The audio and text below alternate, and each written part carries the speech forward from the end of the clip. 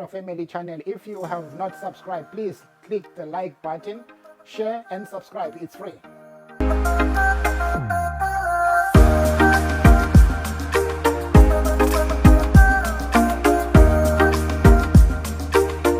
I watched this lady and I realized that really EFF have sent people who are very important to articulate the issues that are faced by the country in parliament. And listening to this lady, she knows her story and she knows what exactly she's there for. And she's really articulating the very important issues in parliament. Listen to this woman, how she speaks. No matter how people, they try to discredit the EFF, but the EFF have sent a really cream in parliament. And they know what they are doing there in parliament. And they are really articulating the really issues that are faced by the nation. Oh, Viva EFF, I really like the way you're articulating everything. No matter you're not in government for now, but really you are doing well in parliament, as much as you have said that you are there for a big mission this year. Thank you, EFF. Thank you.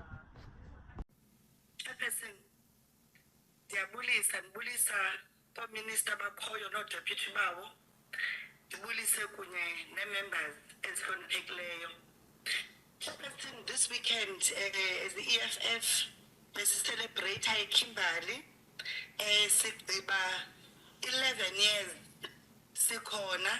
I-EFF yaqalwa ngamagorha namagorhakazi amaphondo onke lapha eMzantsi Afrika. Sifuna ukuthi eKimberley siyabulela kakhulu, bekumnandi niphosiwe.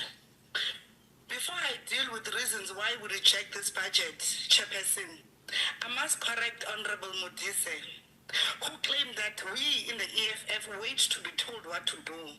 That is a lie, Honorable. We write our own speeches and we are encouraged to be bold, to do research, go on the ground, talk to people, and speak facts only.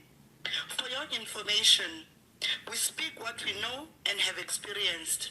Members should stop trying to make themselves relevant by attacking the EFF. But hey, you just confirm how great we are and how our speeches strike a nerve. The Economic Freedom Fighters firmly rejects the proposed budget vote of the Department of Small Business Development and that of the Trade and Industry.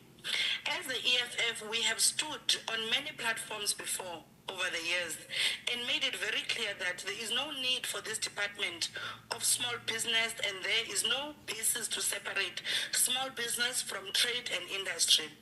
We therefore reject this budget, as the budget presented here today shows that the ministry does not understand the realities of small business in South Africa. It lacks the vision needed to build sustainable small businesses that can grow the economy and create jobs. The minister mentioned roadshows on your website, Minister, with SMEs and cooperatives in all 9 provinces, yet the budget does not address the real issues and lack foresight. If the minister have never been in business, it becomes a real struggle to manage such a department effectively. Business is not just a career, Minister. It requires passion and a deep understanding of challenges and nuances that come with entrepreneurship.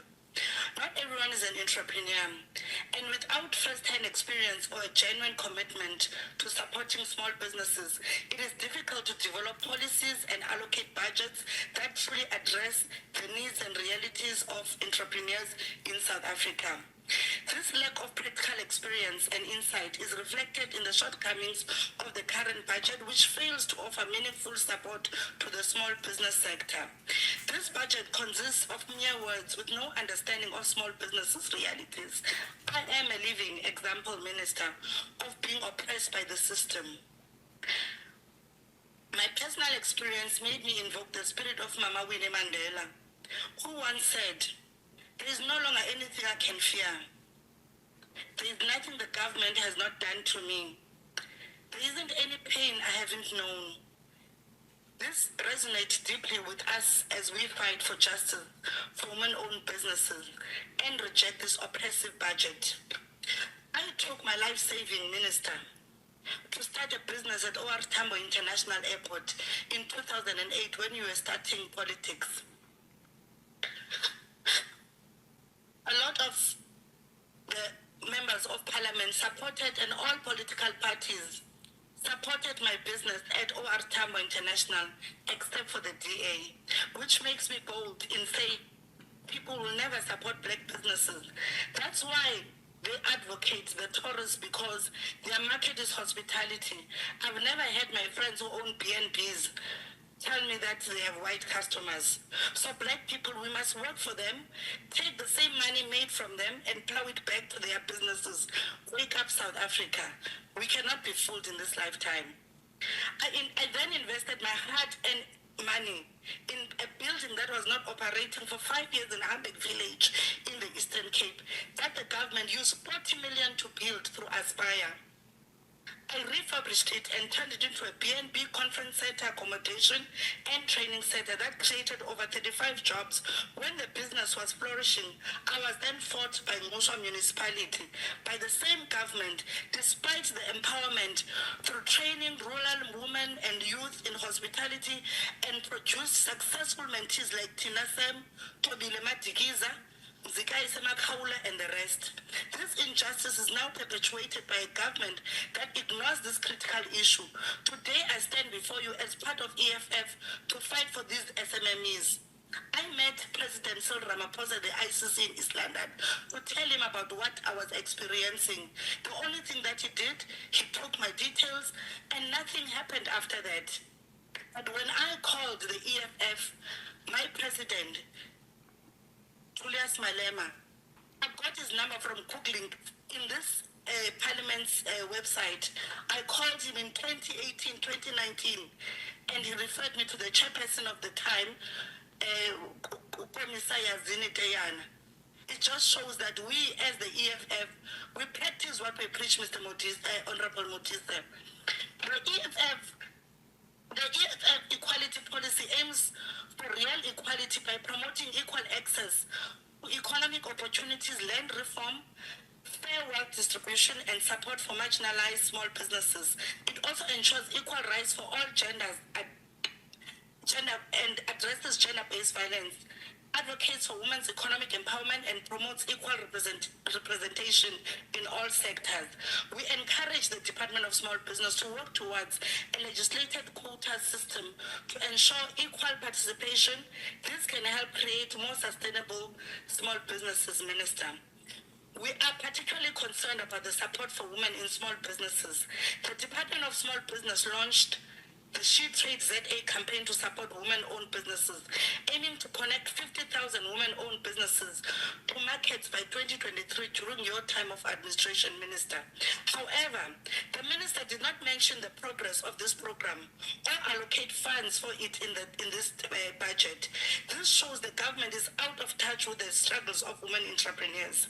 This means that the budget you are asking for will also go unreported unless, Minister, today you will provide tangible proof, such as pamphlets and videos with names and reports of the 50,000 entrepreneurs who have benefited and where they are now, whether they have broken even or had a breakthrough. Perhaps I'm mistaken, Minister. But as this was your department in the previous administration, you should have the evidence. We as the EFF reject incomplete victories and we claim full-term breakthrough for the people of South Africa. In 2020, the budget presented noted the liquidity challenges of SMMEs. Due to the lockdown 4 years later, we have the budget that makes no mention of the recurring challenge of non-payment of SMMEs. In 2021, I was owed by the Nelson Mandela Museum in Umtata. I reported to the Eastern Cape Premier, wrote to the President's office, and reported to the board. This process took over a year. Once the work done for the Nelson Mandela Museum left me indebted, a short film called Nelson that created for 85 employment for 85 South Africans. This short film addresses forgiveness and solutions to men to stop running to drugs and GBV. I sold my assets, Minister. I sold my cars to pay the debts made through this project. Audit came out in my favor, only to be told the Nelson Mandela Museum did not have enough money to pay me. They only paid me 50% to what was due to me. I literally cried during the meeting, as no one understood the lost cause in my life and those I'm responsible for. I don't just feed my family, Minister. I also feed people in the street. Or Rasta Balamba, Minister. because I feed the homeless in the Eastern Cape. The budget does not consider the sustainability of small businesses. The department announced a partnership with Proudly SA to develop an e-commerce platform in May 2023. But in July 2024, it is still not launched. The minister's vague commitment does not inspire confidence. We need a budget that supports businesses throughout the digital market lifestyle. Let me illustrate a young entrepreneur from Mafeking faces high input costs for goods he sells online, including printing, logistics, subscription fees, and storage costs without even owning a car or printer. These initiatives might consider the realities of black entrepreneurs. We reject this budget as it fails to support small businesses practically. This department should have by now a very clear program on how to assist women, young people, and persons living with disabilities, especially those who are deliberately excluded by the system. This department should have by now a database for all young people who are interested in starting and owning their own businesses regardless of their political affiliation. Chairperson, on the trade and industry and competition, we reject this budget as this department has not created a policy to support manufacturing industries in shared communities across South Africa. I have a fourth pen that was brought to your ministry that was rejected. That came with a solution. Create factories in shared communities, Minister. The DTIC is supposed to help with industrial development, business growth, and economic transformation. However, without this policy, these poor communities remain neglected.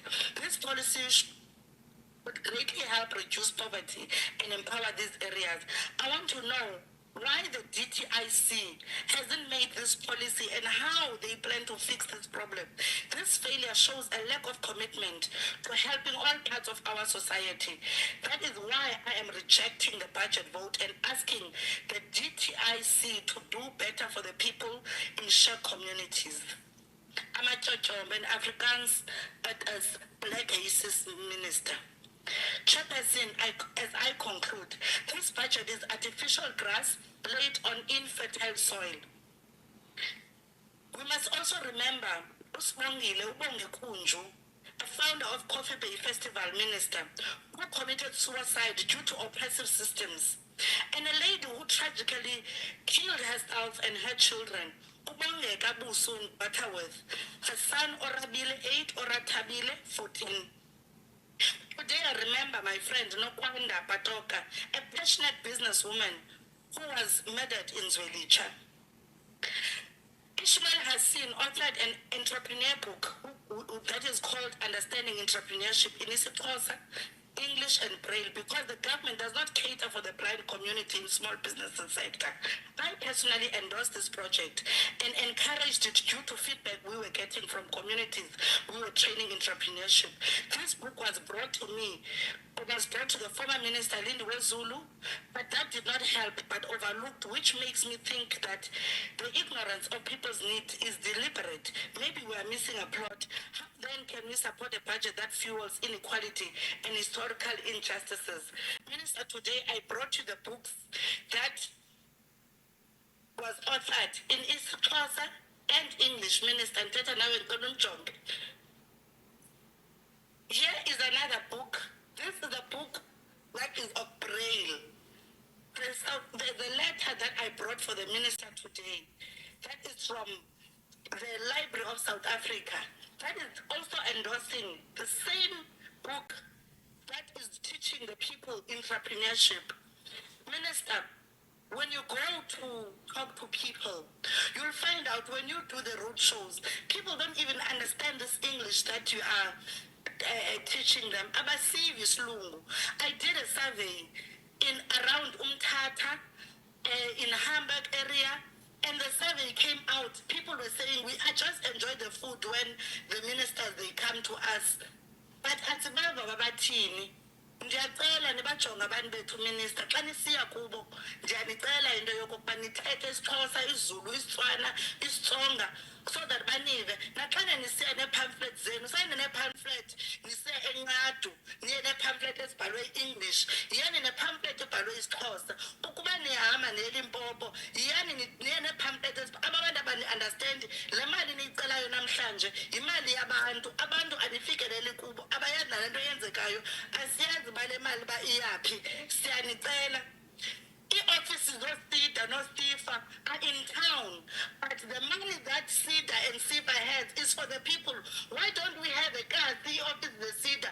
Why don't you work with the traditional leaders?